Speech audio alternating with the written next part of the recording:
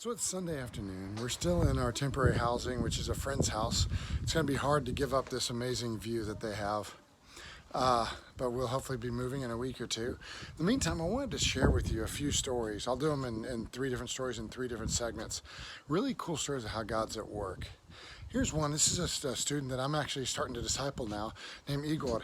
And we got in contact with Igor for a long way, but basically his story is last March when we went into lockdown, he started getting spiritually interested and hungry. We've never met him before. He lives in a town about an hour away from us.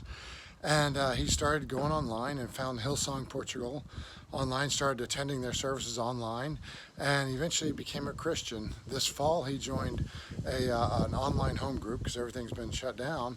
Joined an online home group and has been going to his online home group.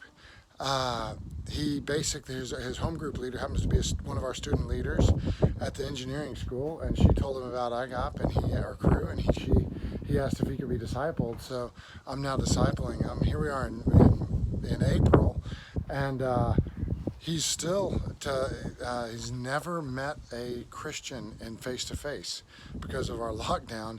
He's still actually never been to church in person because of the lockdown, because we haven't been able to travel outside of our little precincts since October. And he lives a long way away from Hillsong, and he doesn't know any other Christians in his small town or any other Christian church in a small town. But he's really growing. It's fun to see him growing. It's fun to see him getting into God's Word, getting grounded in the basics of the Christian faith. And it's crazy to think next week we end lockdown, and he now knows of two other Christians in his city. So next week or in his town, he's gonna get to meet Christians for the first time. And if he can figure out transport, he'll come into town and come to church for the first time. So that's a fun story of God at work, and all of it done really over the internet, and God bringing Igor to himself.